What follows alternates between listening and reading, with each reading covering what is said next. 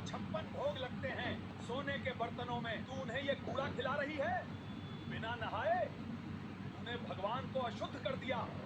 पंडित जी, माँ अपने बच्चे के लिए कभी अशुद्ध नहीं। अरे ये क्या हुआ? सुबह सुबह जब पुजारियों ने मंदिर के पट खोले तो भगवान जगन्नाथ के होठों पर चावल के दाने और पीतांबर पर दाल के दाग थे। पूरे मंदिर में हड़कंप मच गया। आखिर रात में कौन आया था भगवान के पास? कौन था वो जिसने मंदिर के नियम तोड़ दिए, या खुद भगवान ही कहीं बाहर गए थे? नमस्कार दोस्तों, आज की ये कहानी आपके दिल को छू जाएगी। अगर आप भी भगवान में सच्ची श्रद्धा रखते हैं तो वीडियो को लाइक करें, चैनल को सब्सक्राइब करें और कमेंट में लिखें जय जगन्नाथ। चलिए सुनते हैं पूरी कहानी। उड़ीसा की वो पावन धरती जहां साक्षात नील माधव जगन्नाथ बनकर विराजमान है, अपनी अलौकिक छटा के लिए प्रसिद्ध है। पुरी की गलियों में हवाएं भी जय जगन्नाथ का उद्घोष करती प्रतीत होती हैं। समुद्र की उत्ताल तरंगे निरंतर भगवान के चरणों को पखारने के लिए आतुर रहती हैं। इसी नगरी के एक अत्यंत साधारण और जर्जर कोने में, जहां भव्य मंदिरों के शिखर की छाया तो पहुंचती थी पर समाज की सुख सुविधाएं नहीं, वहां एक छोटी सी कुटिया थी। उस कुटिया में रहती थी कर्माबाई। कर्माबाई का जीवन दुखों की एक लंबी श्रृंखला था।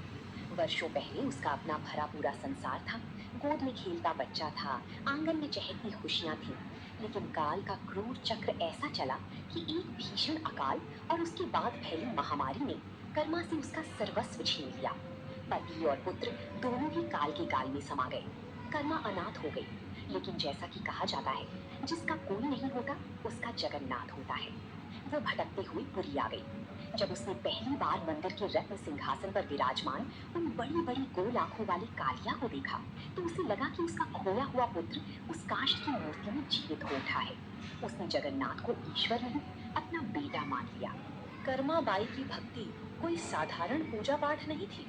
उसने कभी कोई शास्त्र नहीं पढ़ा था, उसे मंत्रों का उच्चारण नहीं आता था।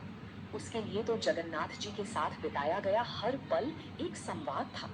रोज सुबह जब सूरज की पहली किरण पुरी के नील मणि के समान आकाश को छूती, कर्माबाई अपने कांपते हाथों से चूल्हा जलाती। वो चूल्हे की आग में अपनी ममता झोंक देती। वो हवा में बातें करती। ये कालिया, देख सूरज सिर पर चढ़ाया है और तू अभी तक सोया है। उठ जा मेरे लाल, दातून कर ले, तुझे भूख लगी होगी ना। वो बासी चावल की कनी, थोड़ी सी मूंग की दाल और श्रद्धा का नमक मिलाकर एक साधारण सी खिचड़ी बनाती। ये खिचड़ी मंदिर के 56 भोग के सामने तुच्छ थी, लेकिन कर्मा के लिए ये संसार का सर्वश्रेष्ठ व्यंजन था। वो थाली परोसती और फिर शुरू होता एक अद्भुत दृश्य।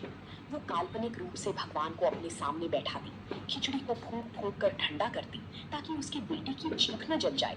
कर्माबाई का विश्वास इतना सघन था कि उसे साक्षात अनुभव होता कि जगन्नाथ जी उसके सामने बैठकर गाल फुलाकर खिचड़ी खा रहे हैं। वो उन्हें डांटती भी, जल्दी